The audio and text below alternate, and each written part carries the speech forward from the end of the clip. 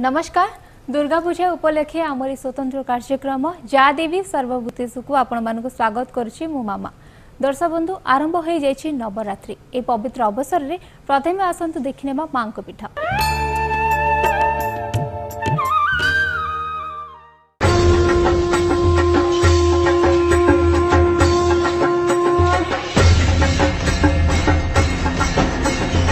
भारतीय संस्कृति रे शक्ति उपासना बहु प्राचीन। आम पश्चिम ओडिशा रे भी एही शाक्त पूजा केउ आवाहन कालरू चली आसीछि। स्थानीय मूल अधिवासी आदिवासी मानकर निजस्व संस्कृति, बण पहाड़, नदी नाल घेरा प्राकृतिक परिवेश तथा सर्वोपरि भिन्न भिन्न समय रे भिन्न भिन्न शासकों द्वारा आदृत धर्म धारणा प्रभृति दृष्टिकोण को विचार कले पश्चिम ओडिशार सांस्कृतिक परंपरा रे शक्ति पूजा बहु प्राचीन।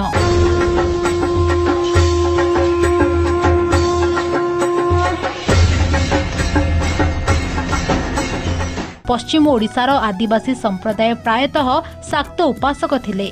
स्थानीय प्रत्येक गाँ गहଳରେ शक्तिपीठ तथा देवी मंदिर देखिबाकू मिलिथाए। तन्मध्यरु केउठी रक्त बळी तो पुणी केउठी सात्विक रीतिनीति रे पूजा करा जायथाए। तेबे पश्चिम ओडिशार प्रसिद्ध शक्तिपीठ भावे संबलपुरर मां समलेई परिचित।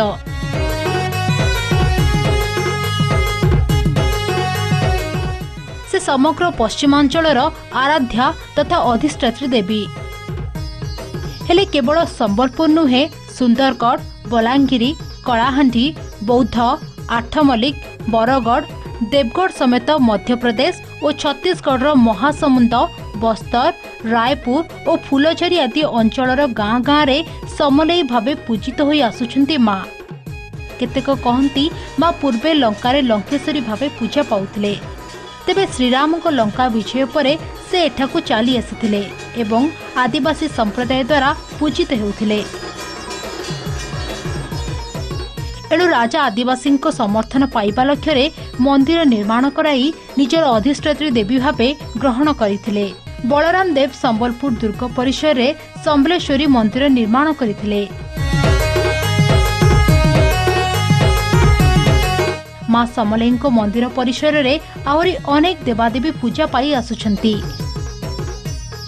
पार्श्वर देवता भावे पिताबली, गंभीरा भितरे चंडी, चामुंडी, चत्रबाउती, बेढ़ा कांथर 10 महाविद्या, उग्रतारा, दुर्गा, मंगला, ज्वालामुखी, वनदुर्गा, बराही, छिन्नमस्ता, मातंगी, रामचंडी और काली आदि पूजा पाई। मां को मंदिर मुख्यतः दुई भागरे विभक्त करा जायछि। गोटे होछि बड़गुड़ी और अन्यटी होछि सानगुड़ी। सानगुड़ी रे समलेई विग्रह पटकू मुह करी शीतला ठाकुराणी रहिछंती। एहा सहित गणेश एवं अन्य देवादेवी विग्रह विराजमान अछंती। मंदिर परिसर दुई मुख्य प्रवेश द्वार मझिरे भैरव मंदिर, पश्चिम रे माउली गुड़ी और उत्तर रे श्री हनुमान जी को मंदिर समेत आखड़ा घर रही। मंदिर प्रांगण रे खंबेश्वरी और जोड़ी चाउली पूजा पाउथिबा बेले सम्मुखरे अरुण स्तंभ एवं वाहन सिंह रहिछंती। वैष्णव मंत्र रे मां एठारे पूजा पाइथांती। समलेई पीठरे पारंपरिक रीति नीति अनुसार विभिन्न पर्व पर्वाणी पालित होइथाए।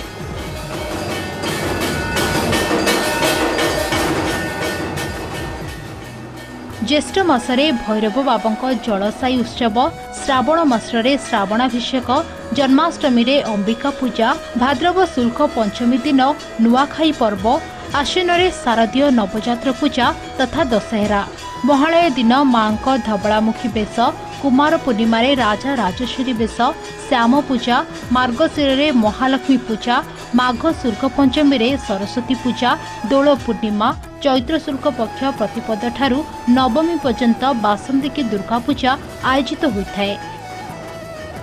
तेबे मां को पीठर मुख्य पर्व भावे नुआखाई, महालय, दशहरा एवं बासंती को दुर्गा पूजा महासमारोह रे पालित होइथाए। सुला पूजा भी हमर मां को हमें सिंगार करूछु। इटा जिन सिंगार बेस को सिंगार बेस नुइटा इटा होचे जेना मैग्नाम सिंगार सन माँ को आम सिंगार कर इतने बोल मुझे कहे जेहेतु मार हाथ गंडा आम बेस कर लोग बहुत कहते क्या बेस बेस के बेस लोक मैंने भूल धारणा अच्छे दूर करूँ टे आम बेस नुहे खाली बेस बेस जोड़े कि आपण मैंने देखुए डबलमुखी गंगा बेस करासी आम पुनी राजराजेश्वर बेस करासी जेनटा कि माँ जितने अलंकार अच्छे से केवे सब अलंकार आ से पुनी दिन सब अलंकार पिनासु एटले माँ राजराजेश्वर बेस करासी आ मझे कौन कि सिंगार बेस ये बेस बेस नुहे सिंगार खाली सजा आसी नवरात्र गोटे माँ सांगे गोटे आध्यात्मिक भावना जोड़ी होता है एवं विभिन्न भक्त तांकर मनस्कामना एवं अन्यान्य जिनस पूर्ण करने से 9 दिन जाक निर्जला एवं उपवास रहीकि माँ ठाने आराधना करथांती एवं मनस्कामना पूर्ण पाए एवं ये 9 दिन जाक भक्त माने तांकर जेन मानसिक दीप जाली थांती ताको दर्शन करिकि आत्मसंतोष लाभ करती तेणु ये 9 दिन जाकरे माँ को पीठरे समस्ते आराध्य देवता को पूजा करी तांकर मनस्कामना को पूर्ण करते नवरात्र माँ विभिन्न रूप आप देखा पाइबे यही महालया ठारू आरंभ हुए महालयु माँ जो 9 माने रूप प्रत्येक दिन भक्त माने जो माने जागर दीप प्रज्वल करती से प्रतिदिन माँ को पाखक जाए दर्शन लाभ करती एवं दर्शन लाभ करिया परे से माने जो पुण्य अर्जन करती सेटा गोटे वर्ष पाई से मन भितर से आवेग उत्साह दुख सुख सबुतिर से भागीदार होता तो यही जो 9टी रात्र भक्त माने दीर्घ दिन धरी अपेक्षा कर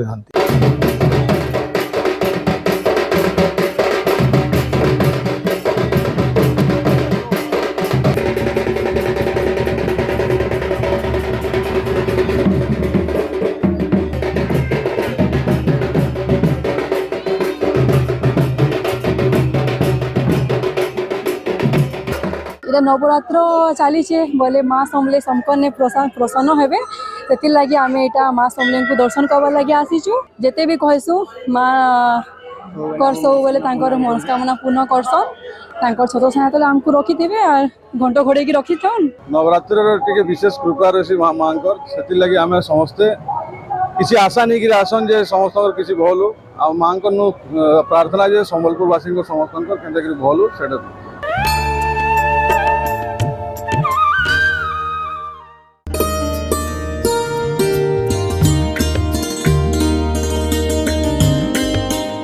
कटकर बारबाटी दुर्ग भितरे माँ गड़चंडींकर पीठ अवस्थित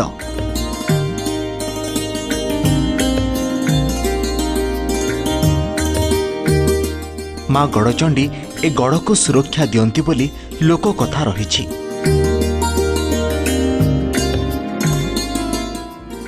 तत्कालीन राजा देवी को स्थापना करथिले। माँ गड़चंडी चतुर्भुजा रूपे ए भग्न बारबाटी रे अवस्थान करिछंती।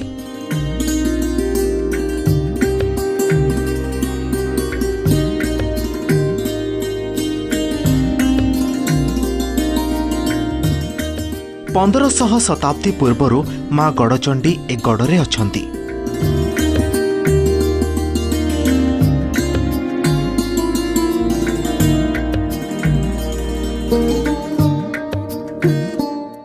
बारंबार मोगल मानक द्वारा ए गड़ उपरे आक्रमण होइछि। माँ गड़चंडी पीठ देवी भावे सुरक्षा प्रदान करि आसिछंती।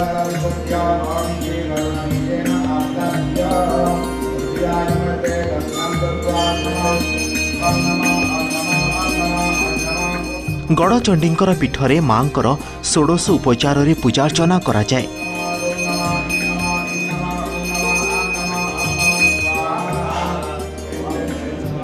समस्त नीतिकांति को वनदुर्गा मंत्र रे समापन करा जाए बोली कुहंती सेवायत। सर्वमंगल मंगल्ये शिवे सर्वार्थ साधिके शरण्ये त्र्यंबके गौरी नारायणी नमस्तुते। जजात केसरी संपरे चोड़ंग देव जाजपुर राजधानी उठे आनी ये गड़ स्थापन कर उत्कल राजधानी करथिले एवं गड़ कर ये गड़चंडी की स्थापन करथिले। शरतकालीन दुर्गा पूजा माँ गड़चंडींकर प्रतिदिन सूर्य पूजा ता संगरे नवकलश पूजा एवं माँकर षोडशोपचार पूजा रात्रि रे चंडीपाठ हवनात्मक चंडीपाठ करा जाउछि।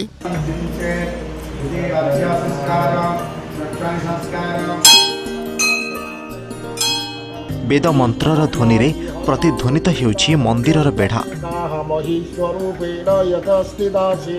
पवन स्वरूप स्थितया त्वयेतः त्वं वै प्रसन्ना भुवि मुक्ति हेतोः विद्या समस्तास्तव देवी वेदास्त्रय समस्ता सकला जगत्सु। भाईचारार सहर कटकर गड़चंडी प्रसिद्ध ठाकुराणी पीठ मानक मध्यरे अन्यतम।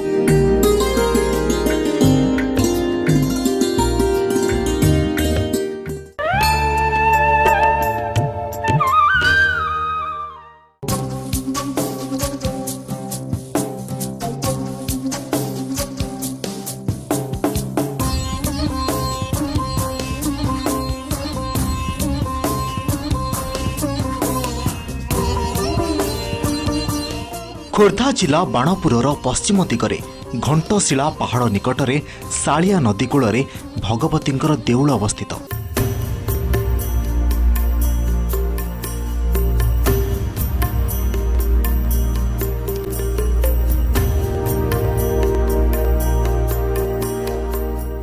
पश्चिमाभिमुखी देवींकर सिंहद्वार उत्तर दिगकु रहिछि।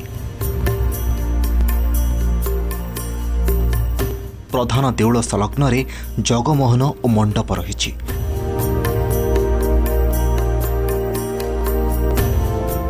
40 फुट उच्च देउळर बेढ़ाटी प्राय 100 फुट प्रस्थ और दैर्घ्यर एक वर्गाकार क्षेत्र।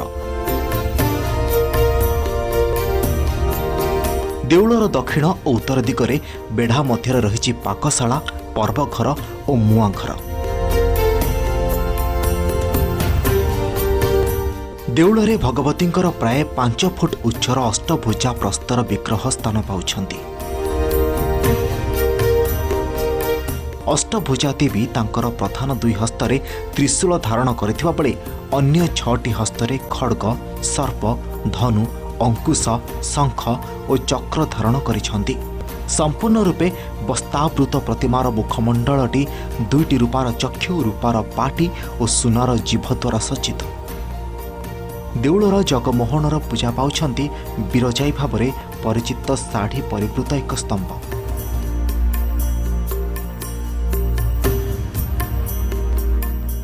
बिरजाईंकर मुख्य मंदिर देवी भगवतींक देउळठारु 12 किलोमीटर दूर सालिया गाँ निकटरे रहिछि। देउळर पश्चिम पार्श्वरे रहिछि अणओसारिया बलिक्षेत्र और पलासकुणी देउळ। पशु बलि पड़िबा परे गंडीगुड़ीकु देवी पलासकुणीको अर्पण करा जायथाय। मां को महिमा विषय पूजक माने बेस रोचकपूर्ण मंतव्य दियंती। जा चंडी मधुकैठ दत्त दलिनी, जा महिषा मर्दिनी, शंभु निशुंभु दत्त दलिनी, जा रक्त बीजासिनी। माँ जेतले रक्त बीज को हाणिला ता रक्त कोटि कोटि असुर जन्म हो गले। भगवती देखी विस्मित हो गला। हिमालय जाकि तपस्या कला। एवरेस्ट शृंग उपरे चंडी, चामुंडी, नारायणी सेना, कांतायिनी समस्त निमंत्रण कला। तापरे युद्ध चलेला।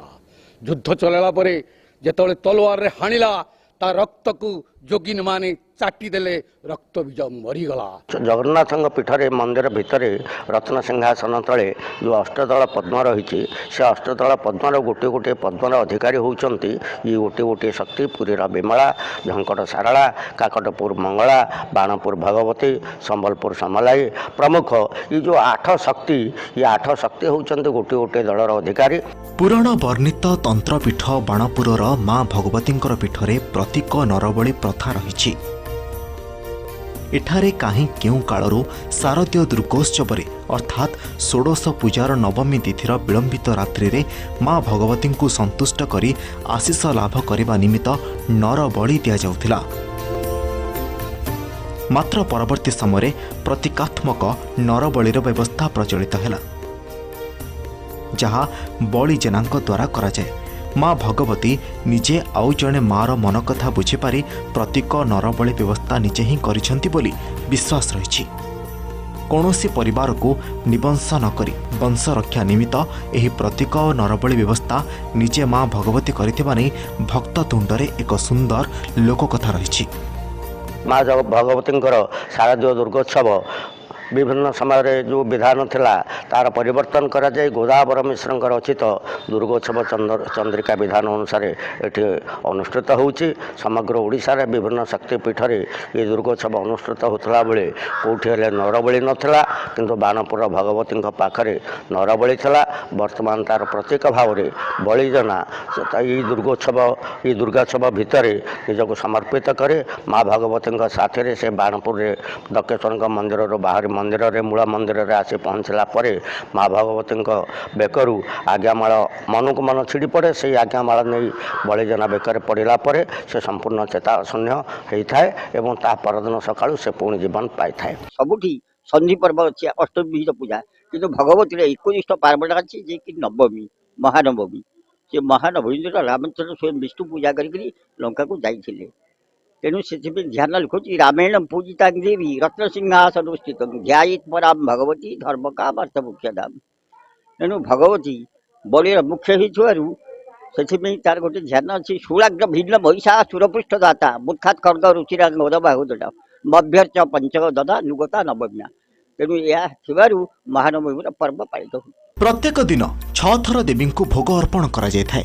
आमिष विशेषतः माछ देवींकर भोगरे वर्ष सारा रही थाए। प्रत्येक दिन प्रत्युषरे प्रथमे स्नान नीति समापन करा जाई मनोहर महार्घ्य अर्पण करा जायथाय। सकाळ 8:30 बल्लभ भोग करा जाए। एही भोगरे अन्न डाली एंडुरी खीरी माछ महुर और 3टी मुआ अर्पण करा जायथाय। बल्लभ भोग लगी हेबार घंटाए परे देवींकर मध्याह्न पहुड़ नीति समापन करा जाए। अपराह्न 3टा बेले पहुड़ फिटाई माठ पुली अर्पण करा जाए। संध्या आलती पूर्व खजा सरपुली और झड़ई नदा अर्पण करा जाए। रात्र 11टारे पखाड़ माछ भजा और काकरा भोग अर्पण करा जाए। रात्र पहुड़ पूर्व बड़ सिंहार भोगरे कांति पिठा और पणा अर्पण करा जाए। भगवती सेवारे नियुक्त थिबा सेवकों